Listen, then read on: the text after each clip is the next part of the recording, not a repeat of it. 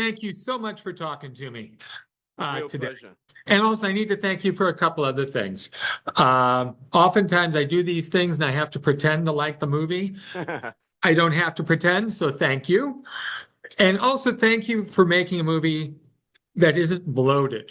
So many of the movies I'm seeing today go on and on and on without a purpose. And I think of films by Don Siegel or Howard Hawks, and Crime 101 reminded me of their work because it just moves relentlessly from one event to another. So thank you for constructing the film like that. It was engaging from beginning to end. Wow, that's high praise indeed. I'm really, really happy to hear you say that, and especially with those comparisons as well. Yeah. And the thing I loved about it, maybe you can speak to this. Obviously, they're promoting this as an action film, but really it's a character study of four people who are at the end of their rope. I wonder if you could speak about that construction, because that to me, I think was incredibly engaging. Yeah, I mean, look, I think uh, you know, it's hard, I think, now to get people into the cinema for um original material that's not IP, it's not based on a superhero or a doll or a whatever it is, or a very famous story. So, obviously, I really want to deliver on everything that you want from a great night out at the cinema, you know, which I'm really happy to hear you had. And and that includes this sort of propulsiveness and the roller coaster ride of the adrenaline and all of the things and the action elements. But, I also feel like my job as a filmmaker is hopefully to give you something more than just that, so that you can think about, um, you know, uh, the characters are obviously, it's essential that you connect with them. And, there's probably a version of this where you've got a kind of James Bond like dual thief who's really infallible and all the rest of it. And I think the difference with that is you wouldn't feel as connected and engaged. You wouldn't care as much. You wouldn't have the roller coaster ride because you're not emotionally invested in the same way. So that's what I'm trying to do, is sort of find that balance and also smuggle in themes and ideas and that give you a little more to think about than just, oh, that was a fun experience and now I don't need to think about it ever again. Well, and that's exactly right, because as a critic, I see so many movies, and the majority of them I'm not thinking about by the time I get from the theater to the parking lot. This one, though, I am. And I think it's a tribute to the writing, but also your cast. I mean, it's a high compliment, I think, of the script that you were able to pull, these four powerhouses in, and then some great cameos from Nolte and Jennifer Jason Leigh. I mean, it must have just been you must have been on cloud nine to have assembled these people together. I was as genuinely as as surprised as anyone that, because I come from that sort of if you don't ask, you don't get Mhm. mentality, and I apply that to more or less everything. And the worst that can happen is someone will say, no, it's not for me. But I was genuinely surprised that every first choice we approached said yes instantly. They read it. They were like, I haven't read anything like this for a long time. I haven't watched a movie like this for a long time, and I want to be part of it. So that was sort of surprising and gratifying. And to come back to your other point, I feel like it's funny.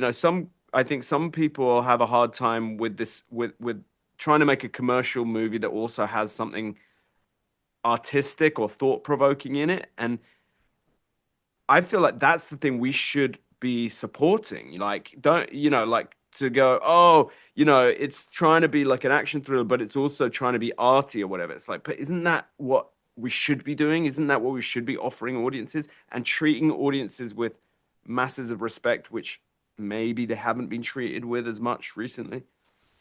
I think you're right. And I think that there is a thirst for films like this that executives are not looking at. And I'm hoping that this is a success and will maybe, get other things like this made.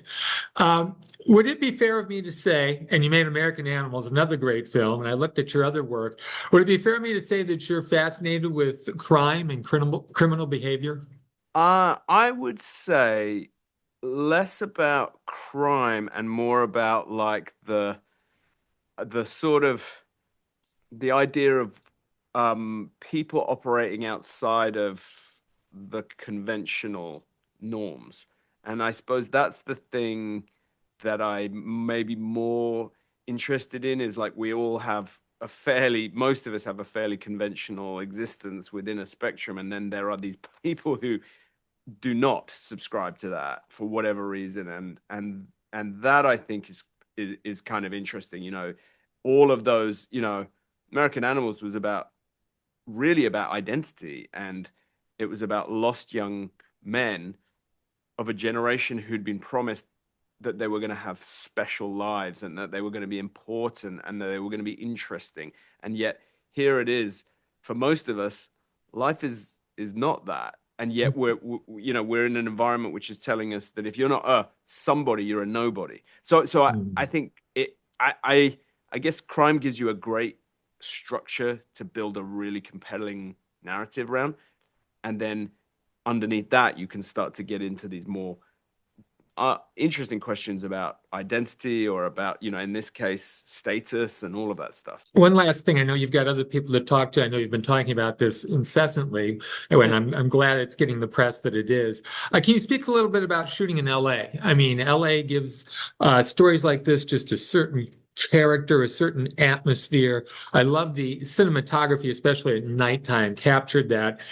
I don't know even how to describe it, that glimmering seediness that the city gives you.